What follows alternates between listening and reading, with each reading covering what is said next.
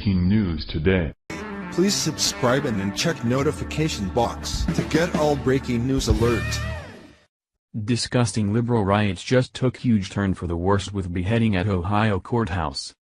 The left's obsession with erasing our nation's history has taken a turn for the truly insane. Vandals have now decapitated a statue of a general who was killed by Indians 79 years before the Civil War even happened. Sometime last week the statue of General George Washington's confidant Colonel William Crawford, which has been outside the Crawford County Courthouse for several decades, was decapitated. The statue is located in a niche on the left side of the Mansfield Street doors of the courthouse. The statue depicts Colonel William Crawford, for whom Crawford County is named after. Wes Goodman. Revolutionary War hero Colonel Crawford statue decapitated at the courthouse. The lawless attacks on our history must end. Crawford was a soldier and leader in the French and Indian and Revolutionary Wars and was killed by Native Americans 79 years before the start of the Civil War. Attorney Joel Spitzer, who has his law offices across the street from the courthouse, said he is offering a $1,000 reward for anyone who provides information about the vandalism that leads to an arrest and conviction of the low-life trash did this. Touring Ohio reports. Colonel William Crawford was born in Berkeley County, Virginia in 1732. In 1749, he met George Washington, a young surveyor, who taught him the trade and then hired him to do some surveying in western Pennsylvania. Like Washington, Crawford wanted to join the military and explore the frontier. That opportunity arrived during the French and Indian War, when he joined the British Army. Impressed with the back country of western Pennsylvania, Crawford in 1765 made his home along the Youghiogheny River. Over the next decade, he served as Justice of the Peace in Cumberland, Bedford, and Westmoreland counties, and distinguished himself as a formidable Indian fighter, most notably in Lord Dunmore's war against the Shawnee of the Ohio Valley in 1774. During the War for Independence, Crawford was commissioned Colonel of the 7th Virginia and served with distinction at the battles of Trenton, Princeton, Brandywine, and Germantown. In late 1777, he took command of the Continental troops and militia in western Pennsylvania.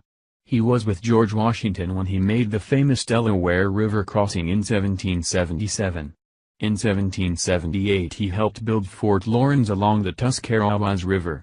When the fort was abandoned a year later, Crawford appealed to Congress for more funds for the Western Campaign in 1781.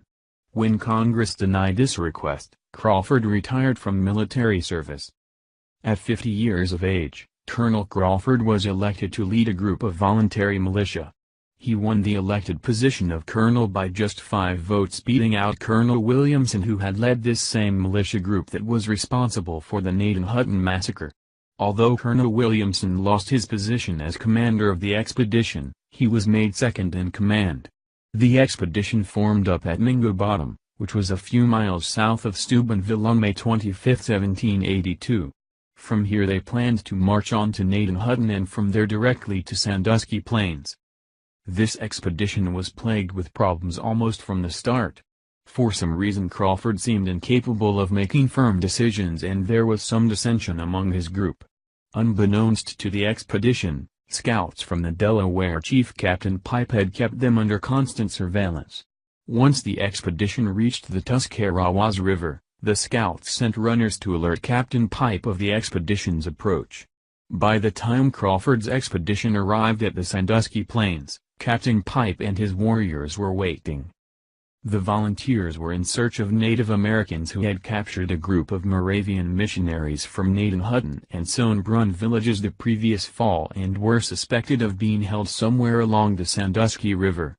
Unfamiliar with the terrain and unable to replenish his troops, Crawford's militia were quickly defeated in their first major skirmish and Crawford was among those soldiers taken captive. Shortly after his capture it was learned that some of Crawford's men had been part of the Naden-Hutton massacre in eastern Ohio earlier that year, in which 96 Native Americans, including women and children, were massacred. During that massacre the unarmed men were taken into one lodge building and the women and children to another. They were then tomahawked to death. Afterwards the entire village was burned to the ground with no survivors. The reason given for this brutality was that the Native Americans at this village, which was actually a group of Christian Indians under the guidance of Moravian missionaries, had been responsible for the murder of some settlers in western Pennsylvania. As a result of this event, Colonel William Crawford faced a horrific death. According to one eyewitness account, he was tied to a post and 70 shots of powder were fired at his body. Indians then cut off his ears, prodded him with burning sticks, and tossed hot embers at him. He continued in the extremities of pain for an hour and 3/4 or 2 hours longer. When at last, being almost totally exhausted, he laid down on his belly, they then scalped him. An old squaw got aboard, took a parcel of coals and ashes and laid them on his back and head, after he had been scalped. Colonel Crawford then raised himself upon his feet and began to walk around the post. They next put a burning stick to him as usual, but he seemed more insensible of pain than before.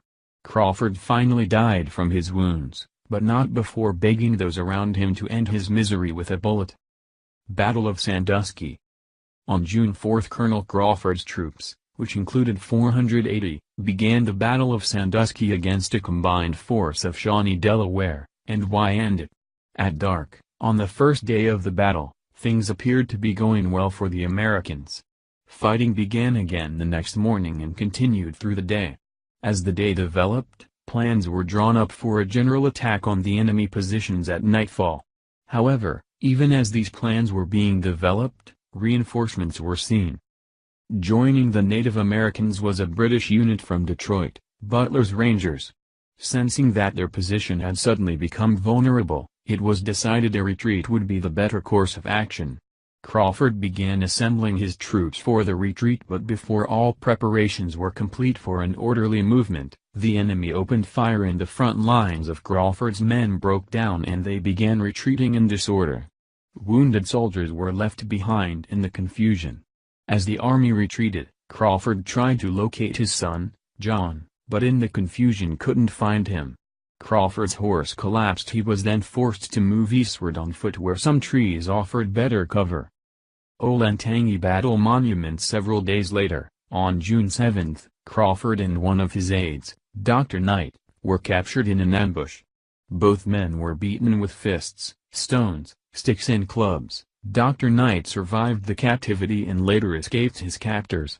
But prior to his escape he was an eyewitness to the torturous murder of Colonel Crawford on June 11, 1782. The left's plan is now fully revealed and is quite simple. If you don't know history, you are doomed to repeat the mistakes of the past. But there is even more to it than that. People depend on their understanding of the past in order to make judgments about their present. If a group of people, such as a political party, can control what history is known, and tell people what is in the past, then they can control what people think about now and the future. As a prime example, we can look to the Barack Hussein Obama administration in 2009. We were told time and time again by the Obama administration that the Bush administration caused the whole economy to collapse in late 2008. And if we wanted to fix it, we needed to do this and that. Was any of that true? Did Bush really make all the mistakes that led up to the Great Recession? Thank you for watching this video. What do you think about this? Share this on Facebook and Twitter along with your comments.